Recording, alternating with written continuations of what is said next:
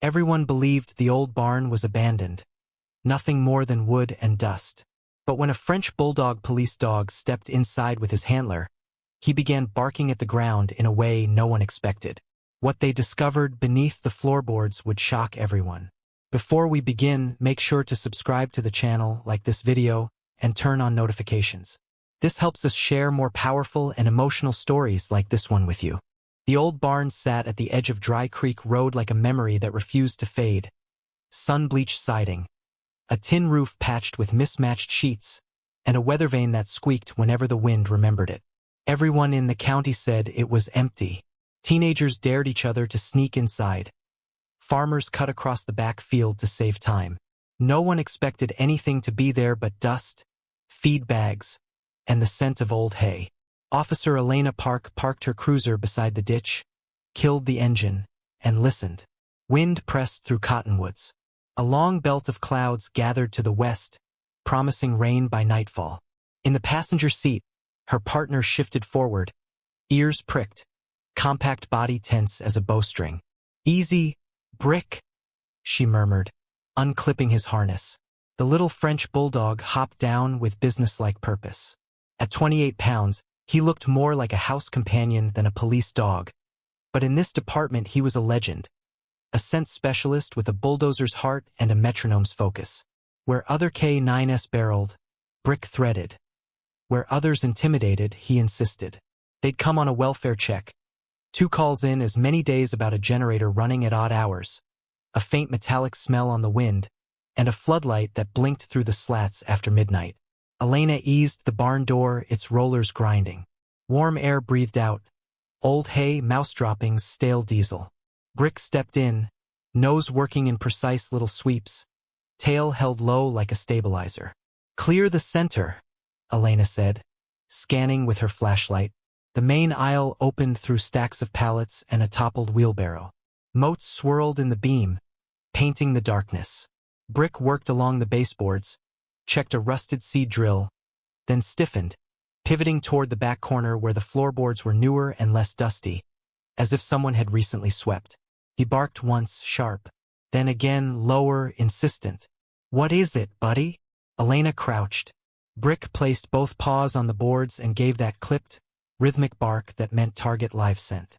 "Human." From the parking lot, a pickup rumbled by and faded. No other sounds. Elena set a gloved hand to the wood. The planks were warm. Not sun-warm, machine-warm, like something had been running beneath. She tapped with her knuckles. "Hollow." Brick barked again, then pressed his muzzle to a seam, snuffling, wuffing, pausing to flick eyes up at Elena as if to say, "Here, not there, here." "Okay," she breathed, pulse spiking. "We're not alone." She radioed dispatch. "Unit 214 at the DeWitt barn on Dry Creek. I've got a K9 indication for live scent beneath the floor. Requesting backup, EMS on standby, and fire for forced entry. Possible entrapment. Copy 214. Units en route." Elena set down her pry bar and tested the first plank. Creaked but held. The nails were new, silver bright against gray wood. Someone had reinforced this section. Why reinforce unless you were hiding something or someone? A faint noise answered her thought. A thud, soft and irregular, like a shoe dragging against plywood, then silence. She darted a look at Brick. He had gone still, head tilted, listening with everything he had. Then he whined just once and pawed the seam. "Hang on," she called to the floor, raising her voice without shouting. "This is Officer Park with the sheriff's office. If you can hear me, bang once." For a beat, nothing. Then bang. Elena's breath left her in a visible stream. "Got you." She wedged the bar, leaned, and felt the first board lift a quarter inch, fighting her like a clenched jaw. Brick planted beside her, bracing his squat body as if he could help lever the world. The wind picked up outside, scratching branches against the siding. A sheet of tin snapped. Somewhere, a generator coughed and went silent. In that hush, another sound rose from below. Wet, rasping coughs, the kind that sandpaper a throat raw. "Dispatch, we have confirmed contact," Elena said, voice tight. Unknown number of persons beneath the floorboards. Air quality unknown. Advise fire to expedite. She worked another board, prying, shifting, building a gap. Sweat prickled under her vest. Brick leaned in and breathed, then sneezed twice. Chemical note. He flicked a glance at her, ears flattened. Fumes, she said under her breath. We have fumes. Her flashlight washed the barn's dim geometry in stark whites and blacks. In the beam, something glinted. The corner of a padlock tucked under a bale, attached to a trapdoor hinge disguised with dusted hay. Not just floorboards, an entrance. Brick thumped his tail once. Affirmation. He began the short, clipped bark again, tempo pressing faster, urging her on. Elena set the crow to the hinge, muscles burning. The barn seemed to draw in around her. The smell of hot plywood and damp straw, Brick's breath at her knee, the taste of copper fear in her mouth. She swallowed, leaned, and the hinge shrieked as if it, too, were alive. Under the boards, a voice broke into a hoarse, desperate call. One word, barely formed, and all need help. Elena's heart hammered. Hold on, she shouted. We're coming. Brick barked back, voice ricocheting around the rafters, saying what she meant in a language older than words. We hear you. Stay with us. Outside, thunder shouldered closer. Inside, nails squealed free. The seam widened half an inch, then an inch, revealing only darkness below. A darkness that seemed to breathe. Elena reset her grip, eyes on the black space opening at her boots. Brick, she said, as much a promise to herself as to him. Nobody is dying in this barn today. The trapdoor groaned, and something heavy shifted beneath them. What and who waited in that dark? Backup arrived with the rush of tires and authority. Red strobes splashing color over the barn's faded bones. Firefighters shouldered tools. An EMS crew hauled in a jump bag and portable oxygen. The air crackled with that peculiar calm urgency of professionals who have rehearsed disaster until it looks like choreography. Victim confirmed? Captain Ruiz asked, scanning the floor Elena had loosened. Affirmative, Elena said. Vocal, intermittent. Possible chemical exposure. My K9 is reacting to fumes. Brick, now in his compact respirator hood, custom-made for short muzzles.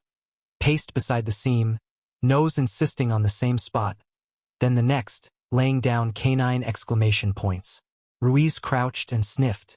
Solvent or fuel, hard to tell with the barn smell. We vent as we go. Outside, thunder cracked, close enough to rattle nails. The first wind-driven raindrops pattered the tin roof like impatient fingers. Let's move, Ruiz said. They worked the trapdoor with a halligan and wedge, synchronized rhythms of grunt and pry and catch. Brick's tail tapped against Elena's boot, a metronome anchoring her focus. A breath later, the hinge surrendered with a torn metal shriek. Hot, stale air burped up. Damp hay, diesel, a metallic tang that bit the tongue. A ladder went down. Elena clipped a gas monitor to her vest, took the first descent, and felt Brick's disapproval radiate through the harness as a tense, soft whine. Guard, she told him, hand to his chest. He sat, unhappy but obedient, eyes glued to her. The space below was a crawl. 3 feet high at best, a ribcage of joists and rough plywood skinned with spiderwebs. Her light threw a shallow cone down a narrow lane where electrical cords snaked toward a wheezing box fan. Beyond, she heard it again. Those rasping coughs, then a weak, rhythmic tapping. Sheriff's office, she called, voice steadying itself. Keep tapping. Tap, tap, tap. Closer than she thought. Elena belly crawled, vest scraping wood. The gas monitor chirping occasional warnings as pockets of bad air eddied around her. She followed the fan to a sump pit where a portable generator sat, silent now, but still hot, wired to a cage of chicken wire propping up ductwork. The whole thing looked like a rushed build-out by someone who understood airflow just enough to be dangerous. 2 meters ahead, Ruiz's voice crackled in her earpiece. Monitors spiking. Work slow. Her light found a foot, then a calf, then a person crumpled in the gloom, wrists zip-tied, eyes squeezed shut against the beam. Adult, male, mid-40s, beard matted with dirt and sweat. He flinched at the light, then cracked his eyes and tried to speak. Only a scrape came out. "I've got one," Elena shouted.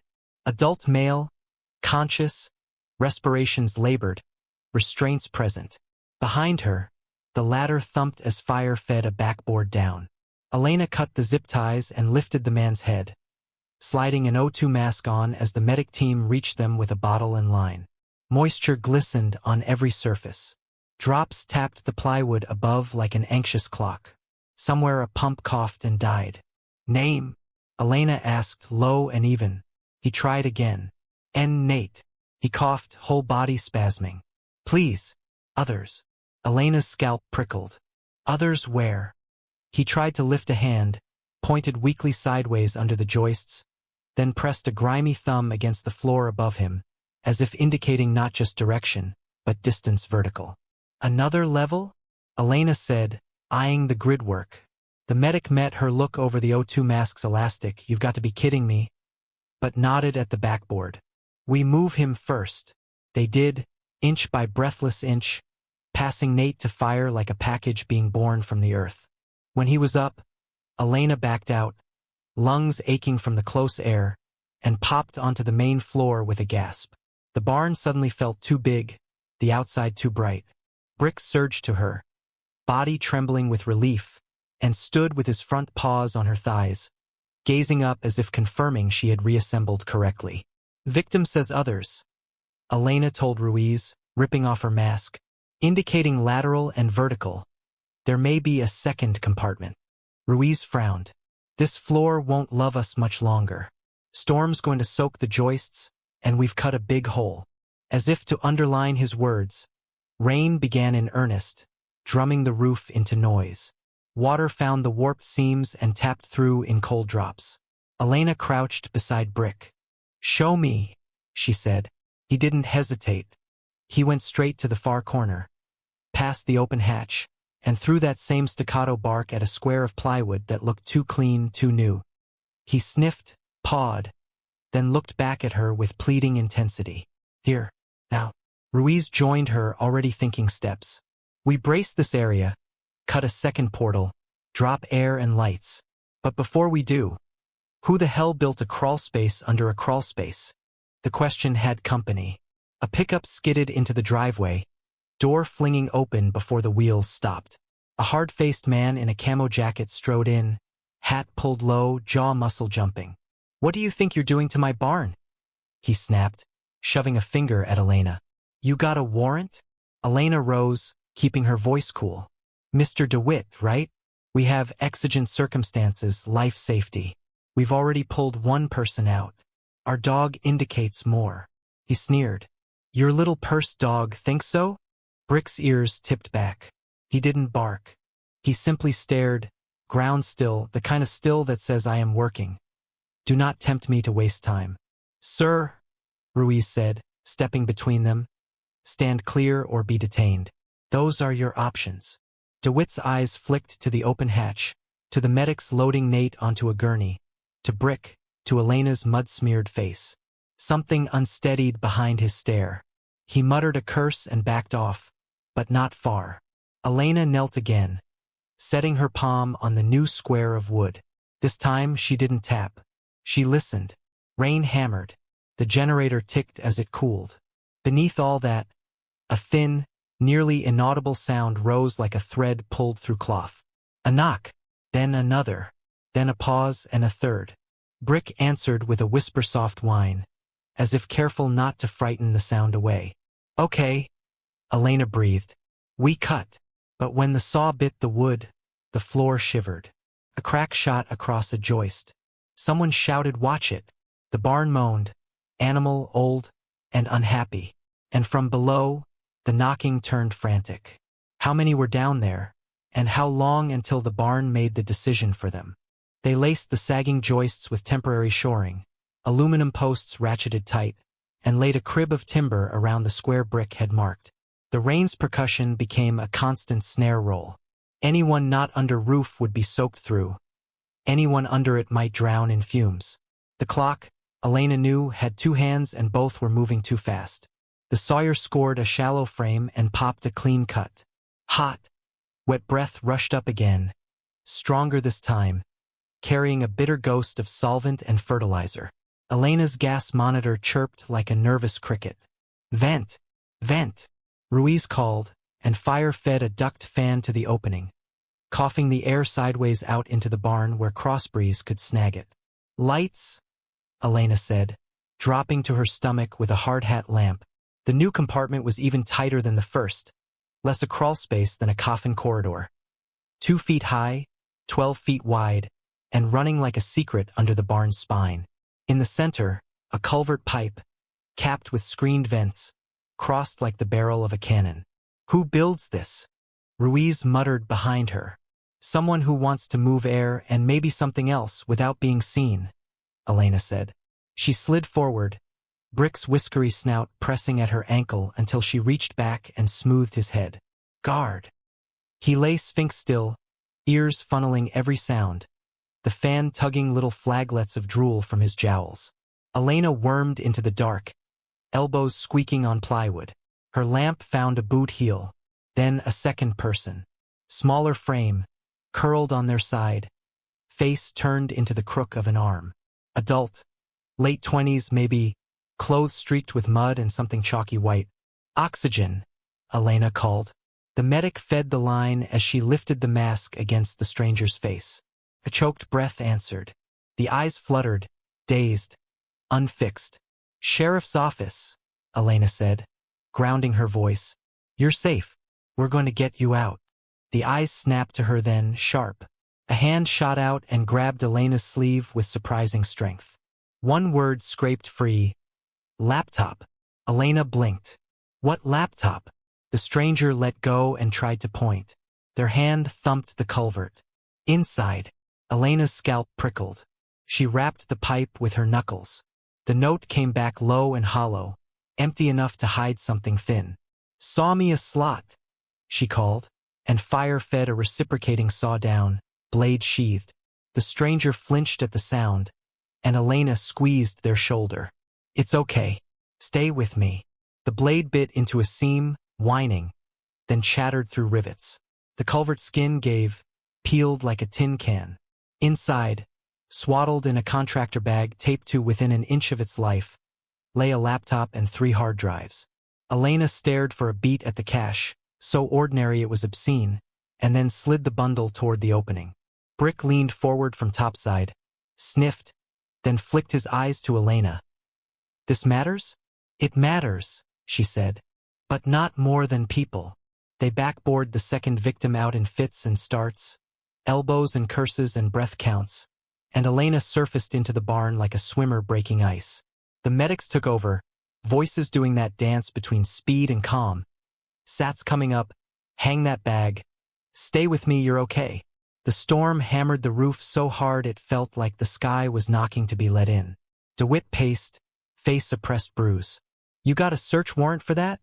He snapped, pointing at the contractor bag.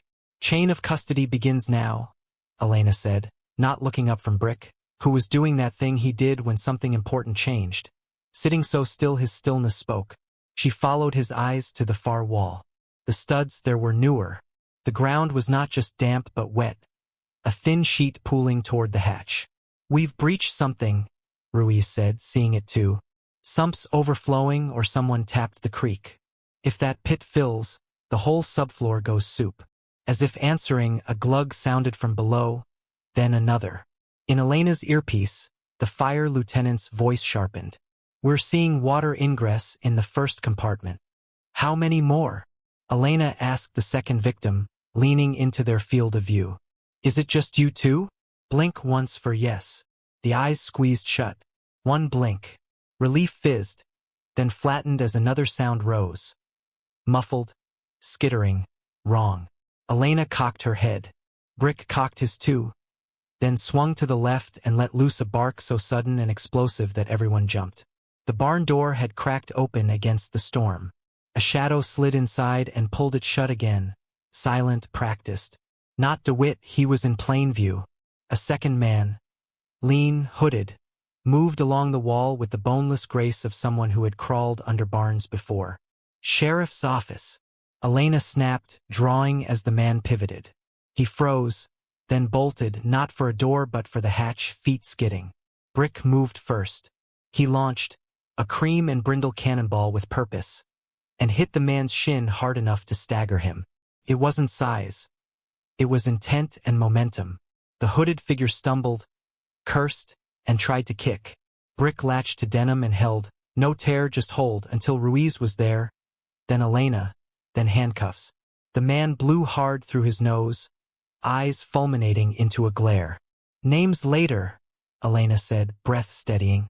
"Right now, you're under arrest for interfering with rescue and obstruction." Brick shook off, legs braced, chest heaving. He looked to Elena with that same question he always asked after a takedown. "Are we still on mission?" "We are," she said softly, and scratched the hinge of his ear. Water lapped at the hatch lip now, dark as oil. Down below, wood creaked in a way that meant get out or don't get out at all. Ruiz checked the shoring and swore. "We've got maybe 15 minutes of safe work. After that, it's swimming or running." Elena eyed the second victim on the gurney, the contractor bag of drives, the man now cuffed and sulking, the farmer glaring, the storm threading nails loose. Her radio hissed with a new voice, Detective Harper from Major Crimes. "Park, we've been looking for those drives. If they're what I think they are, you just tripped over a theft ring that's been bleeding the Tri-County clinics for 6 months. So the barn wasn't empty. It had been busy hiding stolen medical supplies, scrubbed cereals, falsified manifests. The generator at odd hours. The culvert, the fans. It all snapped into a shape." Elena glanced at Brick. His eyes were calm, steady. He had led her to this because he always did the same simple thing. He told the truth with his nose. 15 minutes, Ruiz repeated. Elena looked at the black gap, listened for any last voice. Only water answered, tapping like a clock. "Then we finish the rescue," she said, "and we make this place honest again." But honesty would cost them. The barn chose that moment to groan, long and deep, and a beam somewhere inside cracked like a rifle shot. Could they pull out, secure evidence, and keep everyone alive before the building decided for them? The storm turned vicious. Wind pushed rain sideways under the eaves, and the tin roof shuddered like a shield taking blows. The first compartment below sloshed now. The second hissed when drops met hot metal. Every breath tasted like wet wood and iron and the sour copper of fear. "Fast track extraction," Ruiz ordered. "We are on the clock." The medic slapped, ducting to a second fan, building a crossflow that tugged fumes away from the hatch. The sawyer cut a relief slot in a binding joist to keep the floor from tearing itself apart. Elena checked Brick's respirator seal with 2 quick fingers. He blinked once, ready. "Harper needs those drives," Ruiz said, jerking a chin at the contractor bag. "But people over property. If something starts to go, we drop the evidence and carry the living." "Copy," Elena said. She turned to DeWitt. "You want to talk now? Or after we pull your barn's secrets into daylight?" He swallowed, Adam's apple bobbing. "I rent the back 40 to a guy named Poe," he muttered. "Said he was restoring antique farm equipment. Paid in cash. Figured it was harmless." "Poe's the one we just cuffed?" Elena asked. DeWitt looked anywhere but at the man on the floor. "Never saw his face without a hood." Brick cut a quick glance between them and then set his gaze on the hatch again. Work to do. Elena knelt, pressed her palm to his skull, and felt the hummingbird beat of his mind on task. "You're up, partner," she said. They rigged a slimline with a carabiner to Brick's harness and clipped on a penlight. The second victim, the one who'd asked for the laptop, was stable enough to wave an arm and point again, emphatic, toward the far wall of the lower compartment, as if insisting there was more. Elena weighed the risk. The water line was inching up. Time was an elevator that had already left the floor. "Short search," she told Ruiz. 2 minutes inside the second crawl. If we don't find anything alive, we pull and evacuate. 2 minutes, he said. Not 2:15. Brick took the lead with a low belly scoot, penlight bobbing like a firefly in a bottle. Elena slid right behind him, rope paid out hand over fist. The air under the second hatch was worse, hotter and sweeter and wrong. Her monitor chirped, then steadied as the duct fans found their rhythm. Brick paused at a crossbeam choke point, sniffed once, then veered left to a seam in the earth where the clay went from dry to glossy. He pawed, pushed, and a tile lifted just enough to show a void beneath. Subtunnel, Elena breathed, lamp probing. Not just a crawl space, a route. Brick's shoulders were narrow enough to slip through. Elena's were not. 2 minutes, Ruiz reminded in her ear.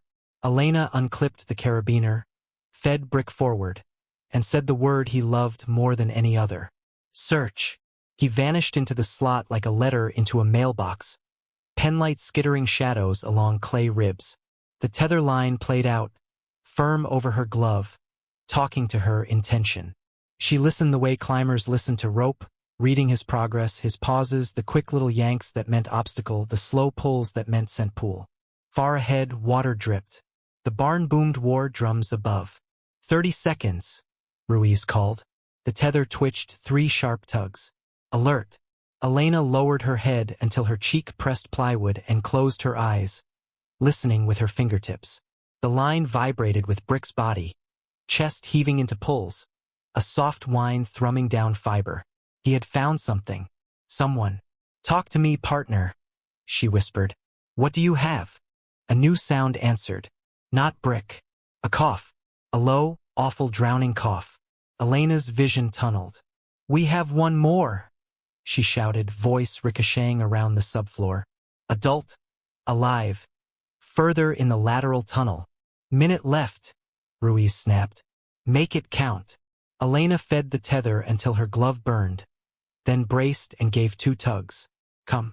The line answered with resistance, then movement. A minute turned into a war between inches. She pictured Brick's little body backing, digging, anchoring teeth in a sleeve and pulling with a heart that didn't understand the word quit.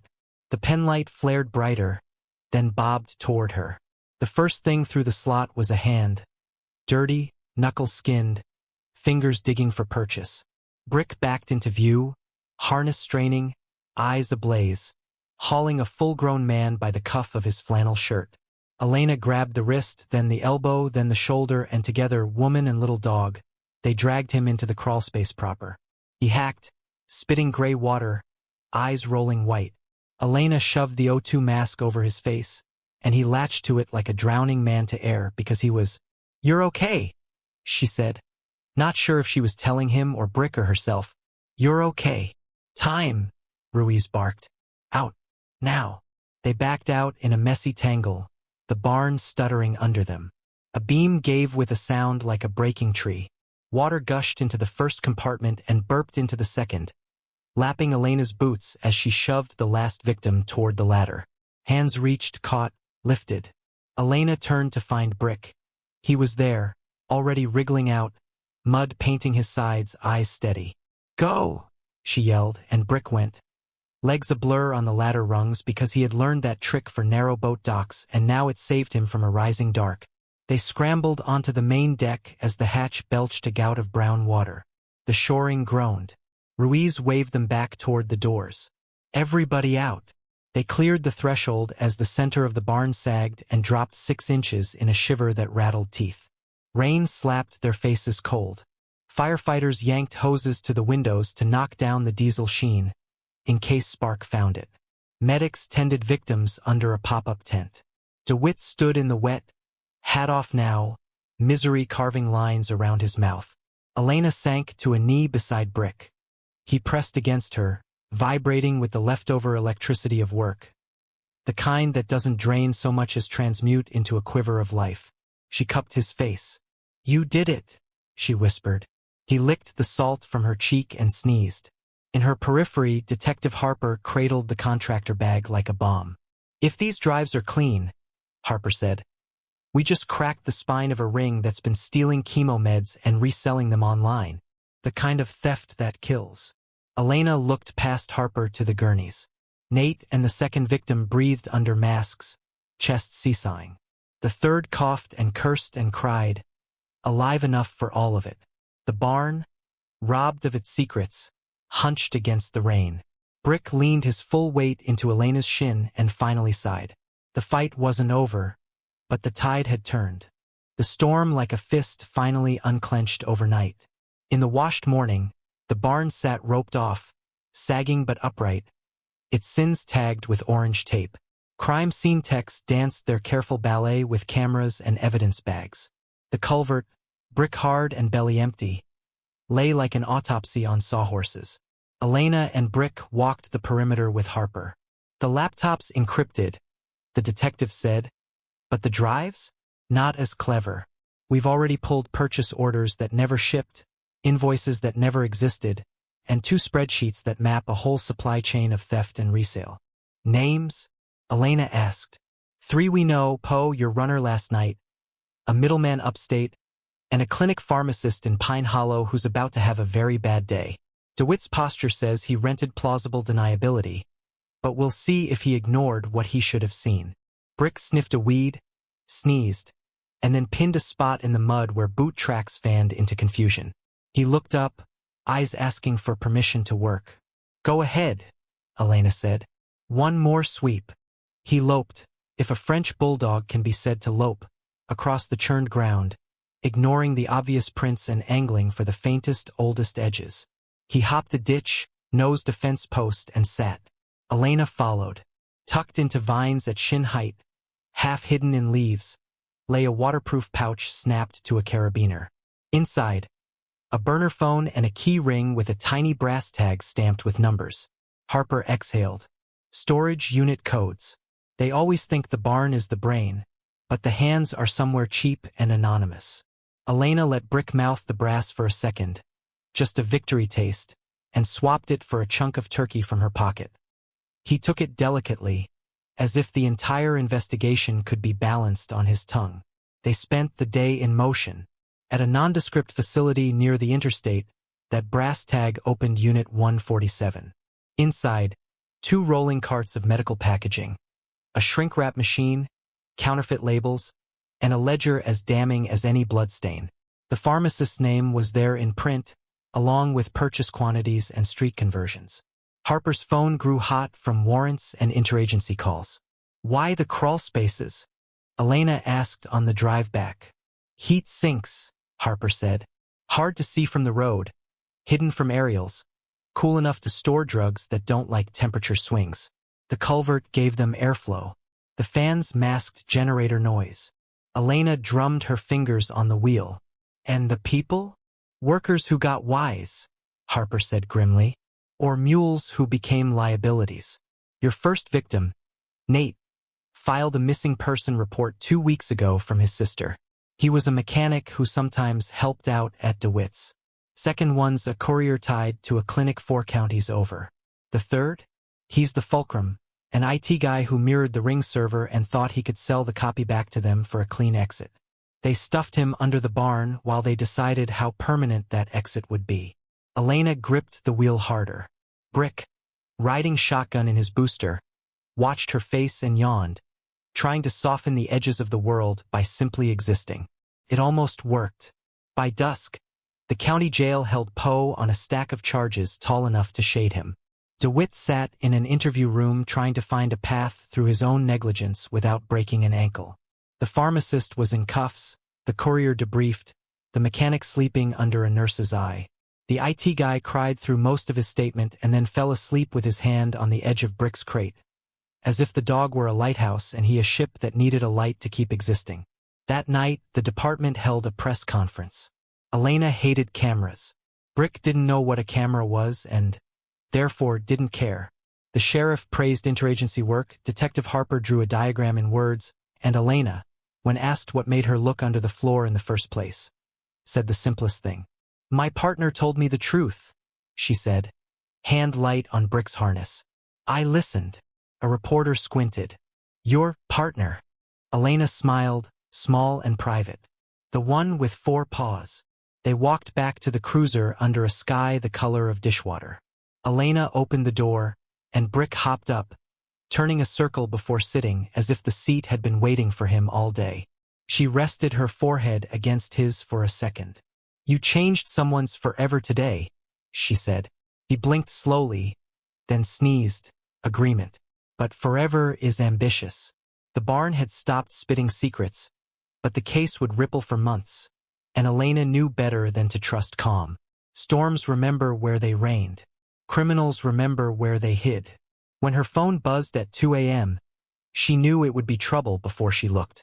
The text was from Harper. Arson tip. DeWitt's neighbor heard engines near the barn. On my way. Elena sat up, heart exploding into wakefulness. Brick slid off the bed with a thump, already trotting for the door. Okay, she said to the dark, to him, to herself.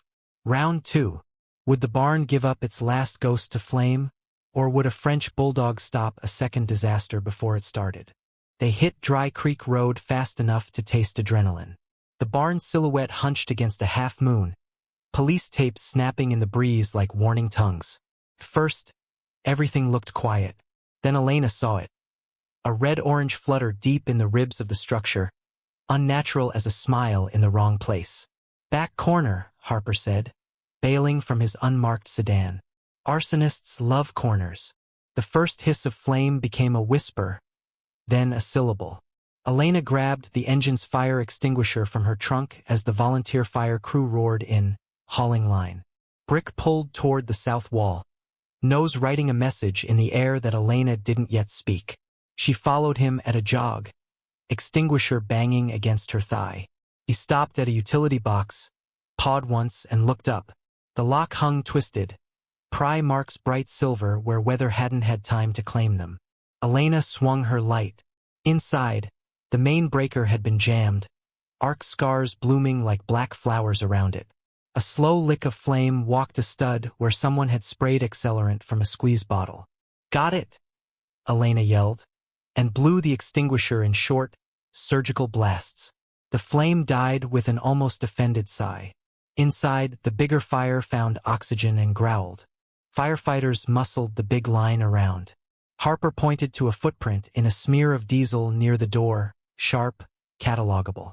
They wanted a news clip, he said. Too bad they got us. The first nozzle push knocked the main body down in an angry burst of steam.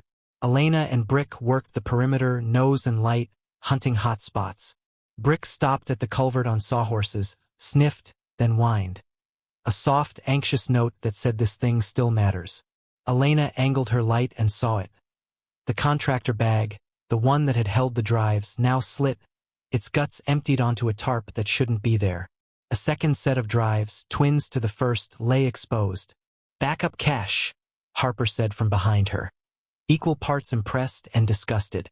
They were coming to burn what we missed. Elena snapped photos, then rebagged with clean gloves. Brick sat, tail sweeping once. Work, reward. She gave him a turkey bite he accepted like a gentleman. The fire surrendered by inches, then square feet. When the last hiss died, dawn sketched color along the horizon. The barn looked tired, but it had survived the night. So had the case. Harper labeled, logged, exhaled. A long, bitter, satisfied sound. Back at the cruiser, Elena knelt, unclipped Brick's harness, and rubbed the ridge between his eyes the way he loved. He melted into her hands, all stubborn heart and softened edges. You're owed a steak, she said. Brick yawned. He'd accept steak or sleep. In the second before he chose, he planted a paw on her knee, the smallest of oaths. They drove home under a sky that remembered stars. Elena laid a blanket on the couch and watched Brick spin his tired circle, then thump down with a groan. She sat on the floor and leaned her shoulder against his ribs until their breathing found the same tempo. The text from Harper came mid-morning. Poe flipped. He's giving us the pharmacist, 2 couriers, and a buyer list. Also says he never built the tunnels. Claims a guy named Hal did. We're running it. Elena looked at Brick. Hal? She said. He didn't care about names. He cared about smell, and the smell told him the work wasn't done. They walked Dry Creek one more time that afternoon, not because they had to, but because endings deserved to be checked.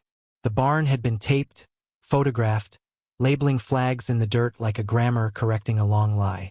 Brick sniffed every flag, every hinge, the place where water had tried to be a fourth suspect. He sat one last time by the hatch as if to say goodbye to a dark that had held more than it should. Elena squatted beside him. "We made it honest," she said. "As much as we could." He considered that, then sneezed.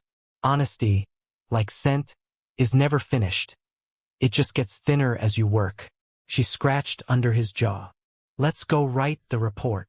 The barn had fought back. The French Bulldog had pushed harder.